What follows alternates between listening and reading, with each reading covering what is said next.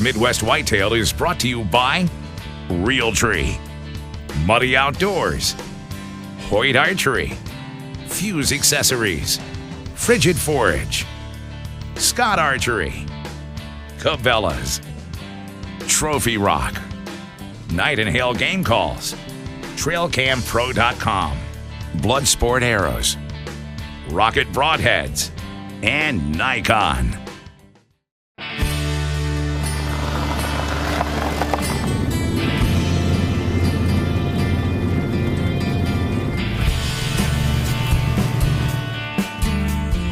Welcome to Midwest Whitetail. I've got a big project this week that I'm really excited about. There's a buck on this ridge that I have, I would say, almost too much history with. The history with this buck should have ended at some point over the past 3 seasons, but it hasn't. It keeps going. I keep hunting him and he keeps getting away. Maybe this will be the year when I finally put my tag on the double G4 buck. So that's what my focus is going to be on today's episode. I'm going to talk about my strategy for patterning this buck, and also we're going to take a look at some of the food sources that are out there right now. And with this drought, that's a more significant subject than it might be some seasons. You know, some years we can just kind of assume. We can't assume anything this year. So we got to take a closer look at what is really available for the deer so we can change our strategies based on the food inventory.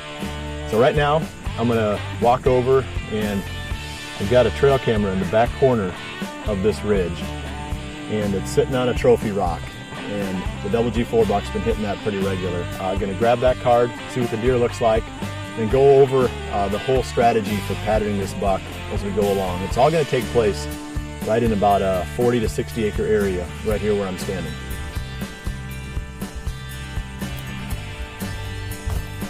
I really like using the trophy rock in front of my trail cameras during the summer.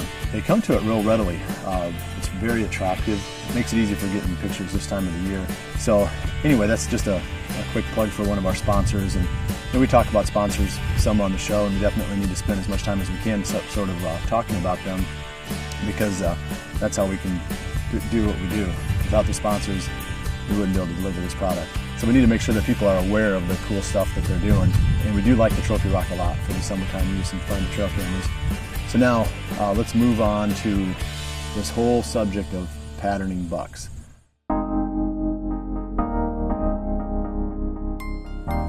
I'm standing right on the edge of about a 40 to 60 acre area where all this drama with the double G4 buck has played out over the past 3 to 4 seasons. But if you go back and look behind me, about 100 yards back is where the ground blind was, where I had the 2 encounters with the deer during the late season last season. And I'm standing more or less probably within 50 yards of where we found one of the sheds. So it's really been playing out right here in this area. And with the way that the summer's been, with how dry it's been, you know, I've lost my food plot basically on this ridge. Oh gosh. Come on. Isn't that funny? I'm just going to keep talking. Okay, where was I? Oh, this food plot.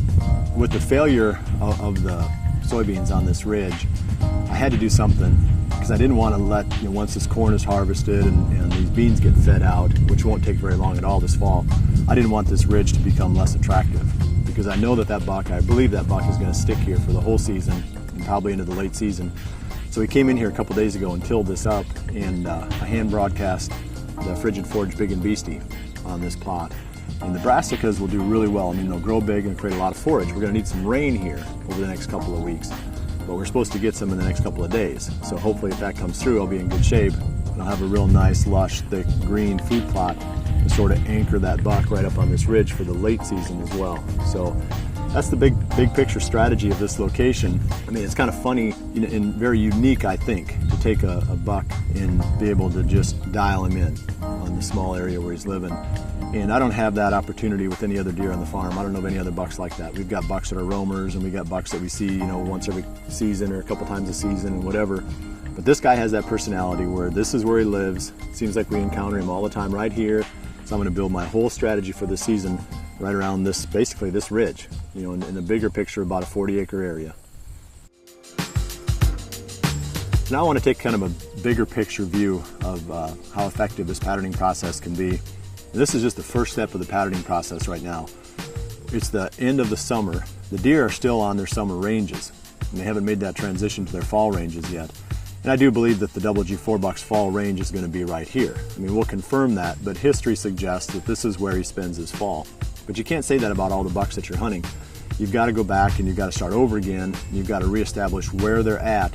Once they break up their bachelor groups and they shed their velvet, everything sort of changes right at that point. It's about the 4th, 5th, 6th, 7th of September, somewhere in there. That change kicks off and the bucks are finding their fall ranges, and you've got to start back over again. And the easiest way to do that is with the trail cameras. And on this farm, I run my trail cameras over corn once we come off the summer patterns. The trophy rock is perfect for getting lots of summertime photos of them, but I want to have something that's super attractive that hits right now. So I can go in for a couple of days, run the camera there, pull it all out, and move someplace else. You know, I'll probably run 5 or 6 cameras right in this 60-acre area, so I can figure out where all is this double G4 buck going. You know, I believe we're going to find him here, but how far is he ranging? You know, where is he moving during the day?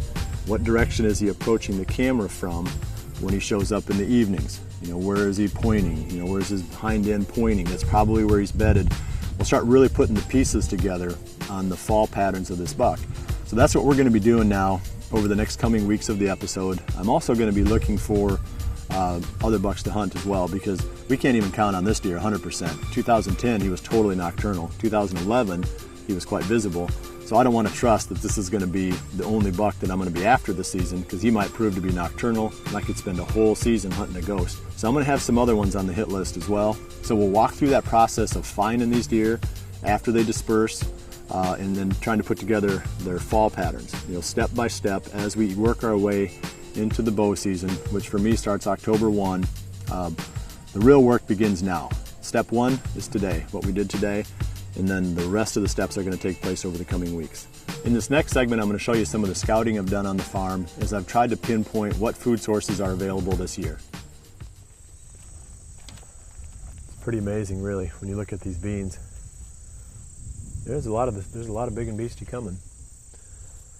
It's August 17th, and I'm out checking my food sources on the farm this year to try to figure out where I'm at and what types of places I'm going to be able to hunt over. This is a spot that last year we had a lot of success at. And it's a great spot. There's an open gate right here.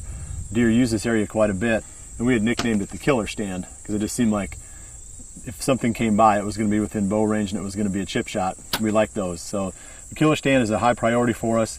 I came in here, I believe it's been about 2 weeks ago now, maybe a little bit less than that, and I broadcast big and beastie into what should have been a soybean food plot, believe it or not. I mean, if you look at this was all drilled in early May. There's just nothing here because it just wasn't enough moisture. So we lost almost this entire food plot this year. We've had some good rains though, and it's really started to kick this big and beastie off. So it's just one of those things. We've talked about it. It's an ongoing theme, you know, trying to figure out where we stand with this drought with respect to the food supplies that we're going to be able to hunt, or the food sources that we're going to be able to hunt this season. And so much of what we do during the late season especially revolves around these food sources. So we got to know where we're at. It's all about the food. So let's go for a little walk and see how this is looking. One of the things that deer do when they're feeding on corn is when they just come through and they eat these ears out. You can see that here. They've stripped the little small ears out of each one of these plants. If you go through here, you can see where they've done the damage and ripped the small ear out. The corn is useless without an ear. I mean, if you're trying to grow food for the deer for the fall and winter, they come in during the summer and rip the small ears out and eat them. That basically eliminates this food source, which is one of the reasons why I don't like corn at all in areas where the deer density is even medium. 2012 has been a really bad drought year all over the Midwest and in all parts of the country. And there aren't that many good food sources. I mean, as I look around here, all the browse along the edge of this field is dried up and stemmy. So they're looking for anything that they can feed on during the summer that has any kind of nutritional value at all and is lush and green and maybe has some moisture in it. And they're going to gravitate to these cornfields. And I've got a couple food plots on the farm this year that are probably 3 acres solid corn where there's almost no ears in it.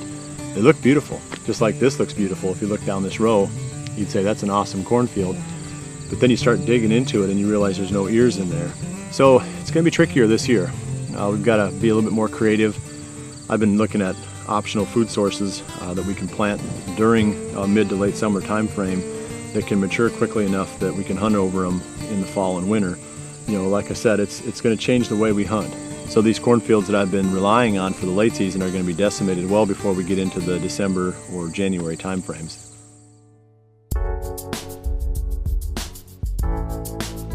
First I want to look at some of these hopefully acorn bearing oak trees along the edge of this field here. And I'm standing next to a shingle oak. It produces a really small acorn. It drops in late October, and typically it's a good spot for any late October, November type of hunting. And I'm not seeing any on this tree. We're going to walk along this edge and check some more trees or some whites. We'll just check and see what we've got along this stretch. And what you'll find is that every tree is different. Your part of the country is going to be different from mine. So you can't just go out and find one or two trees and assume that you either have or don't have a great acorn crop. You really got to get out and scout it more than that. Okay, and this is a white oak tree, and it's not loaded with acorns, but there's some here. They look pretty good. It's not a bumper crop, and I've noticed on some of the other white oaks on the farm there aren't any acorns at all. So, like I said, you really got to scout individual trees. I don't know if that's the case every year, but for sure this year, you can't assume anything with the oak. Just keep looking.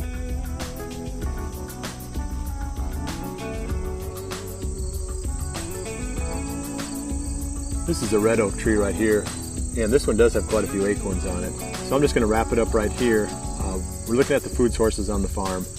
The corn, not nearly as good as we were hoping. It's just been decimated. There's some corn there, not very much. Soybean plots that got no-tilled in early May are almost non-existent. I've spread the big and beastie on those, and that's starting to sprout up good. So I do think that I'm going to have something in those plots. It looks like the mass production is hit or miss. Some of these trees have quite a few acorns on. Some of them have really small acorns. Some of them don't have any. So basically, I've got some food. I've got something I'm going to be able to work with this year, not as much as normal, and that's going to play into some of my strategies, especially the real early season and the real late season strategies. So I've got some stuff. I just have to make some adjustments here. So it's probably the same thing you're going to have to do in your area. Get out and figure out what you've got to work with, because that's going to have a lot of effect on where the deer are feeding early in the season and late in the season. As deer hunters, this is an exciting time. We're starting to put together these patterns. From these patterns, we can put together our strategies, and hopefully as the season rolls in, we can figure out ways to kill some of these bucks that we're after. So each week now, I'm going to be showing you the steps in patterning the double G4 buck and hopefully finding a couple more bucks that I can add to my hit list. I appreciate you joining me this week. We'll see you right back here again next week for the next episode of Midwest Whitetail. Remember to always dream big. Hopefully in 4 or 5 years, that guy's still going to be here.